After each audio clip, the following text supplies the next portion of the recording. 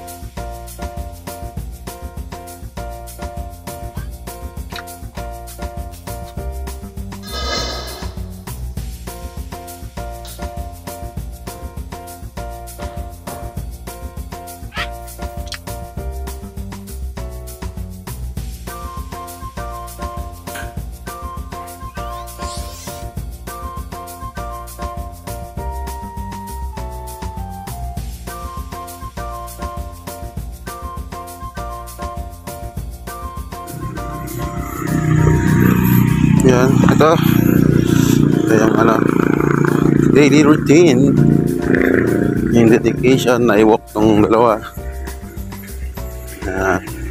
kada umaga at hapon para magpawas habang binababad ko yung mga kinakain nila, pati yung mga pagkain ng mga pato at mga manok.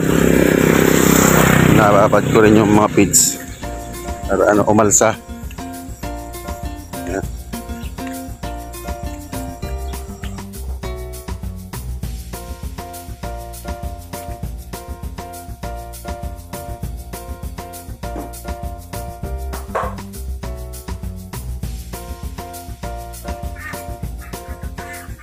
So ito mga idolo, may mga papisa ulit tayo na Nick Brown chick.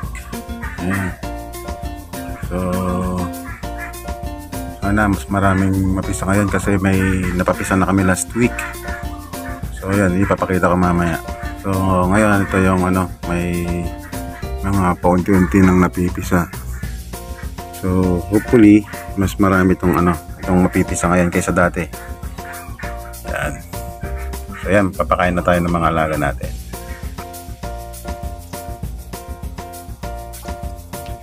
Ito yung dahilan na kung bakit pinapalitan itong dyaryo. Kasi kapag nasa lapag, nakakain nila yung dumi nila. Tapos kapalitan ko rin itong yung ilaw, yung mas mababa na.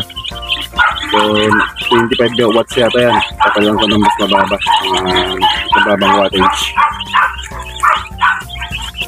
Itong pag binili mo ganito yung mga yung mga chick old na Nick Brown, ang average na bentahan ng ganito kaliliit na na Nick Brown ay 120. So yung 1 week, so may vaccine na yan na isa. So magandang yung mas marami tong yung mga lalaki sa babae. Pero ayan, so siguro ito yung mga unang ikakaling na lang. Dito na si Cousin Donald. Good morning, Cousin. Ayan. Sino katakdya kanan? Silaw-nan? So ito naman yung mga kakainin ng mga pato. At saka Peking duck. Unahin natin yung mga pato, mga idolo. So meron akong molasses dito. Nilalagyan ko ng molasses yan para mas may vitamins sila, natural vitamins. Yun. So molasses, lalagyan ko lang.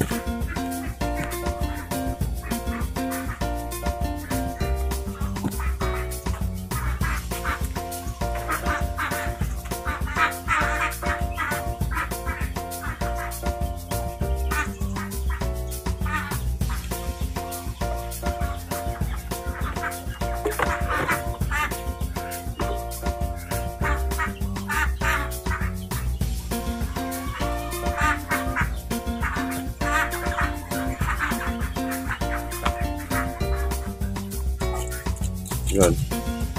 Lagyan ng gamot. May sugat kasi yung ano, yung mga Brahma. Ayan. Yung mga Brahma, lalaki at babae rin. Ayan. Laki-laki. May sugat.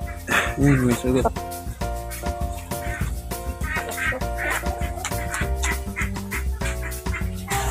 Galing pa sa ano to, trabaho si Kasin. Bakbakan agad. Mamaya pupunta kami sa Kasilyan.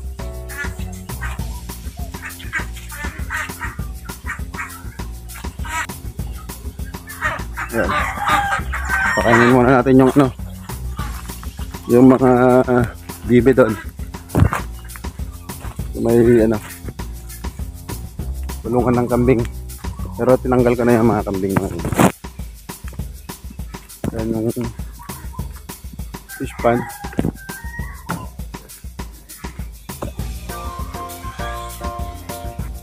So ito yung fish pan, mga idolo.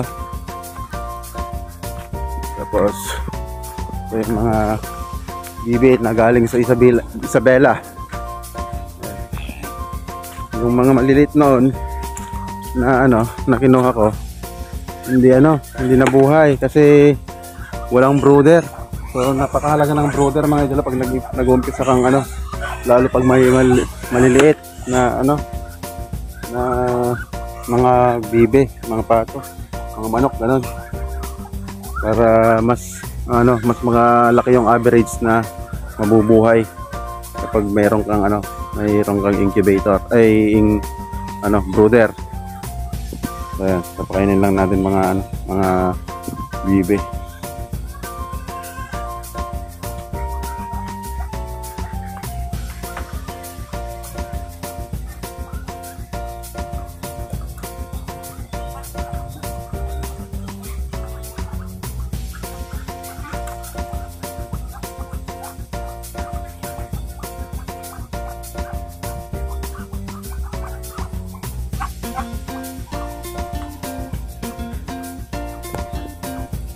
Kumpara sa mga peking duck, mas mabilis lumaki yung mga peking duck kaysa dito sa mga bibe, mga Muscovy duck. Kasi yung mga ito nakuha ko na to, medyo malalaki na. So nung June pa, meron ako doon, ipapakita ko mamaya yung almost mag 2 months na mga peking duck. So ayun, mag almost 2 months pa lang yun, pero halos kasi lalaki na ng mga ito, mga idolo. Pero itong mga bibe, itong mga Muscovy ay medyo tahimik kumpara sa peking duck mga idolo. Yan, yung mga peking naman ang pakakainin natin. Yan, prepare ni Kasin yung paglilipatan ng mga bagong pisa.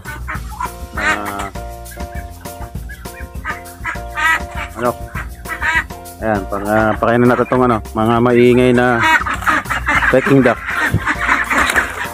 Ayan. So ito kakainin nung ng mga almost 1 month na mga peking duck. So ito, nakakulong sila mga idolo. Kasi itong laki nila na ganito, tinitira pa rin ng mga daga. So kailangan meron siyang ganito. Mamaya papakawalan ko sila para naka-free range sila. So ito yung sinasabi kong magto 2 months pa lang na mga peking duck. Laki na nila. Yan, ito yung bagong pahingi sa akin, yan, yung galing sa Isabela. Lalaki yung hinihingi ko, kaya lang babae yung nibigay. Babae ka ako dahil pare-parehas lang sila ng kulay. Pero madidistinguish mo yung lalaki kapag itong barako na to galing kay kay Pinsan Donald. Mayroon siyang doon sa boy buntot niya, mayroong curl na feather. Ito wala. Yan, kaya babae yan. So itong mga ito, hindi pa natin madidistinguish kung ano yung mga lalaki at babae dito. Yung mga nagsasabi, madidistinguish sa boses, pero ngayon hindi ko pa alam. Kaya ayan, pakainin muna natin. Ito, malaki to, babae, breeder na, breeder. Ito yung mga rabbit natin. Yun, hindi pa ako nagpapa-breed dahil mahirap ang kulungan. Nagastos sa kulungan. Pero madali lang magpadami nito kapag may mga may mga kulungan. Hindi mo rin mapipigilan yung pagdami niyan kapag Ayan, papakain natin itong mga bibe.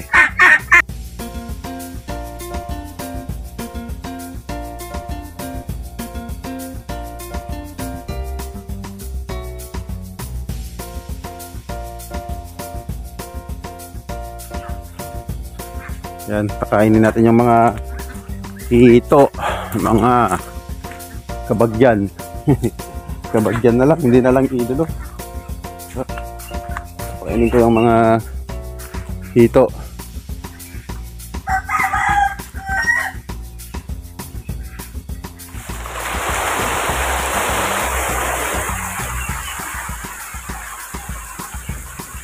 Yan, dami pa rin sila mga idolo. Pero hindi pa ako nakakapag-alaga ngayon dahil kailangan ng alternative na pagkain. So ayan, yun, walang tubig. Tapos yung isa doon, maraming tubig. Tapos ko pa kung paano ako makakagamit ng ng patubig galing doon sa may solar pump. Doon may solar pump yung barangay dito malapit. So kailangan ko ng para hindi ako gumagamit ng ng electrical na patubig. So yun, kailangan din yan para makatipid, sayang din. So kaya ito muna. Malalaki na yan mga idolo. So ngayon magbababad ulit tayo ng pampakain natin mamayang hapon. So ito, magbababad ako ng mais. Kailangan kasing wet dry yung wet dry, wet yung basa yung papakain natin sa mga mga bibe. So yan, babad ko yan. Ito yung papakain ko mamayang hapon. So ayan mga idolo, mamaya ulit pupunta ako siguro sa Kasilyan, may magagawa pa siguro doon. So ayan, ito yung daily routine ko sa umaga, mga pakain.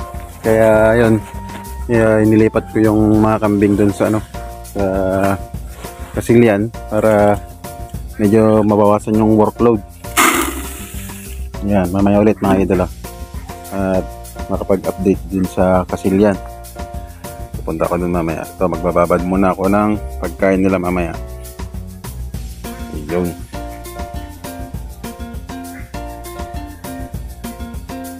Ayan, dito kami sa Kasilyan ngayon at tatanggal ng kabayan kasi yung bahay ng Kalaga nasisira yung yung bubong. Tapos kita gagamitin namin na pangkambing. Ito na naman si Cousin Donald. Walang kapaguran ng walang kapaguran. Trabaho pa rin. So yan, hanggang dito na lang muna yung video namin ngayon. At ito lang magagawa namin, magpuputol muna ng kawayan na gagamitin sa sa floor ng gagawin naming goat house. Ayan mga idolo. Ayan.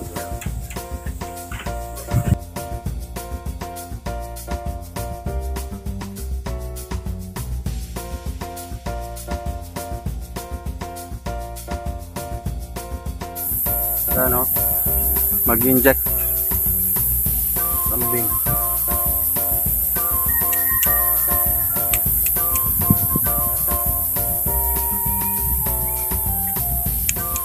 Ano tayo i-inject po kasi?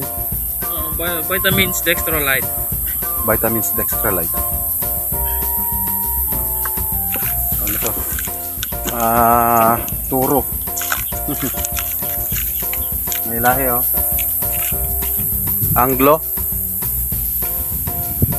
Anglo yata ito pag ano, pag malaki yung ano, yung tenga. Hanggang dito na lang itong video namin sa episode na to. At maraming salamat. God bless us all. Amen.